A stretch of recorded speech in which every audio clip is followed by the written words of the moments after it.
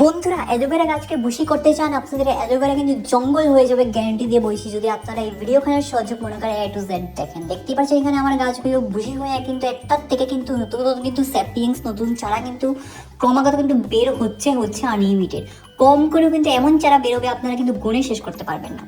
তো আজকের এই ভিডিও যদি আপনারা দেখেন তাহলে কিন্তু সহযোগ মনে করে গ্যারান্টি দিয়ে বলছি আপনাদের গাছও কিন্তু এরকম হয়ে যাবে। আপনারা কিন্তু কম করে অনেক অনেক টাকা কামাতে পারবেন একটা একটা চারা বিক্রি করে। নার্সারিতে কিন্তু একটা চারার দাম কম করেও কিন্তু 60 টাকা 70 টাকা নিয়ে থাকে। তো যারা নতুন এসেছেন আমার চ্যানেলের মধ্যে অবশ্যই চ্যানেলটিকে সাবস্ক্রাইব করে পাশে থাকবেন, কারণ এটা আমার নতুন চ্যানেল। আপনারা যদি অল্পটুকু সাপোর্ট করেন আমি এগিয়ে যাওয়ার সাহসটুকু পাবো। তো ভিডিওখানে কিন্তু একদম স্কিপ করবেন না, যদি স্কিপ করে ফেলেন গুরুত্বপূর্ণ জিনিস মিস আউট করে ফেলবেন। একদম ঘরোয়া খাবার আজকে শেয়ার করবো এবং শেয়ার করেছি, সঙ্গে স্প্রে একটা শেয়ার করব।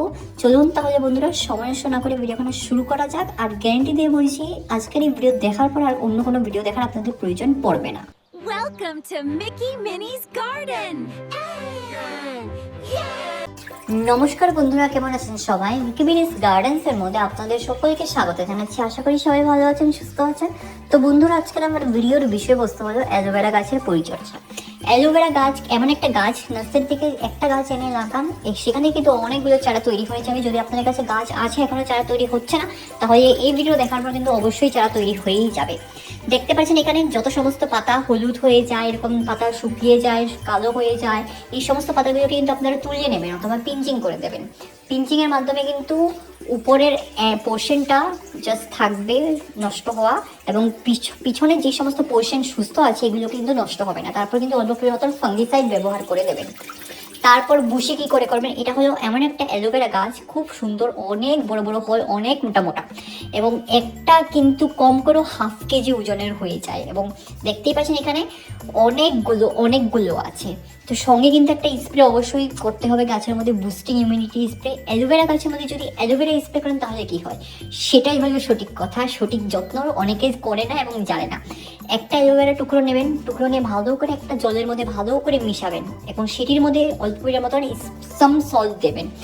ইপসাম সল্ট দেওয়ার পর কিন্তু গাছের মধ্যে আনাচে প্রত্যেক সপ্তাহে 2 দিন করে স্প্রে করবেন। তারপর আপনারা রেজাল্ট দেখবেন এবং অবাক হয়ে যাবেন। এখানে দেখতেই পাচ্ছেন কন্টেনারের মধ্যে লাগানো, ছোট ছোট বাস্কেট হোক, জমিতে হোক, আপনারা লাগিয়ে রাখতে পারবেন এবং অনেকগুলো কিন্তু চারা অটোমেটিক তৈরি হয়ে যায়, বেরিয়ে যায়। আর এই যে দেখেন এখানে এই গাছটা প্রায় কম করেও 5 বছর ধরে আমার এখানে আছে, নিচ দিকে একদম ঝুঁকে গেছে। তো অনেক ওভার ওয়াটারিংয়ের কারণে কিন্তু যদি বর্ষার মধ্যে সারাদিন থাকে গাছ, তাহলে কিন্তু প্রত্যেকটা অ্যালোভেরা কিন্তু ডালে কালো হয়ে যায়। এখানে যত গাছ আছে সমস্ত কিন্তু কালো হয়ে গিয়েছিল, এবং অটোমেটিক কিন্তু আবার যখন ওয়েদার নর্মাল হয়ে যায়, আপনারা যদি ছাওয়াযুক্ত জায়গাতে রেখে দিন তাহলে কিন্তু অটোমেটিক কিন্তু মাটি শুকোতে থাকে এবং তখনই কিন্তু আবার সবুজ হয়ে যায়। তো এরকম নষ্ট ডালগুলো কিন্তু অবশ্যই তুলে নেবেন এবং প্রত্যেক দিন রোদের মধ্যে কিন্তু অ্যালোভেরাগুলোকে রাখবেন না, নাহলে কিন্তু অটোমেটিক সমস্ত ডাল হলুদ হয়ে যাবে।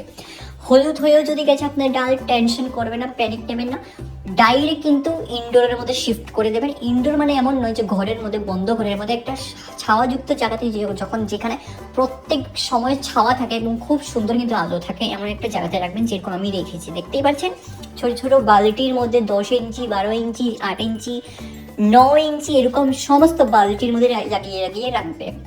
প্রত্যেকটা বালতিতে কিন্তু আমি একটা একটা গাছে লাগিয়েছি, একটা থেকে কিন্তু অনেকগুলো চারা বেরিয়ে গেছে। এখন হলো খাওয়ার, কি খাওয়ার আমরা ব্যবহার করতে পারি, এটি হলো সেই জিনিসটি। নাইট্রোজেন যুক্ত যদি খাবার আপনারা ব্যবহার করেন তাহলে অবশ্যই কিন্তু গাছের মধ্যে খুব সুন্দর আপনারা রেজাল্ট পাবেন। এখানে দেখতেই পাচ্ছেন কোটো খুঁজে নিয়েছি, কোটো খুঁজে এখন ভালো করে গুঁড়ো করে রেখে দিয়েছিলাম। এগুলো কিন্তু অনেকদিন অবধি স্টোর করে আপনারা রাখতে পারবেন, কম করে 6 মাস স্টোর করে রাখতেই পারবেন। এটা হলো চা পাতা, এবং ইউজ করা চা পাতা কিন্তু আমি গুঁড়ো করে রেখেছি। আপনারা নন ইউজ করা চা পাতাও কিন্তু গুঁড়ো করে রাখতে পারবেন। ইউজ করা চা পাতা যেহেতু ভালো করে মাটিটাকে খুঁচিয়ে এখন ভালো করে মাটির মধ্যে মিক্স আপ করে দেবো। তারপর কিন্তু জল দেবো। অ্যালোভেরা গাছের মধ্যে ক্রমাগত জল দিতে হয় না, যখনই মাটি উপর থেকে পুরো শুকিয়ে যায় তখনই কিন্তু জল দিতে হয়, কারণ অ্যালোভেরা কিন্তু একটা সাকুলেন্ট গাছ।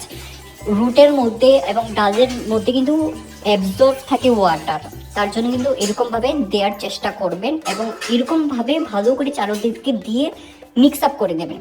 তারপর কিন্তু ক্যালসিয়ামযুক্ত খাবার ব্যবহার করবেন, সেটা হলো ডিমের খোসার গুঁড়ো ভালো যদি থাকে সেটা ব্যবহার করবেন। যদি ডিম আপনারা না খান তাহলে কিন্তু অবশ্যই চকের পাউডারের গুঁড়ো করে ভালো করে ব্যবহার করবেন।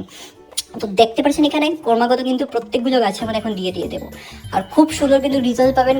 বিশেষ করে কিন্তু ব্যবহার করে যদি দেখেন তাহলে 100% কিন্তু আপনাদের গাছও কিন্তু এরকম টকবক টকবক করবে, সবুজ হয়ে। তো আশা করি আপনাদের সকলেরই ভিডিওখানে ভালো লেগেছে। যদি ভিডিওখানে ভালো লেগে থাকে তাহলে অবশ্যই আপনার প্রিয় গার্ডেনিং ফ্রেন্ডসের সঙ্গে ভিডিওখানে শেয়ার করবেন। অবশ্যই আমার পাশে থাকবেন, কারণ এটা আমার নতুন চ্যানেল, আপনি যদি অল্প সাপোর্ট করেন এগিয়ে যাবো ষষ্ঠ কম। পরবর্তী একটা নতুন ভিডিও নিয়ে আবার নতুন টোটকা নিয়ে আবার আসছি। ধন্যবাদ।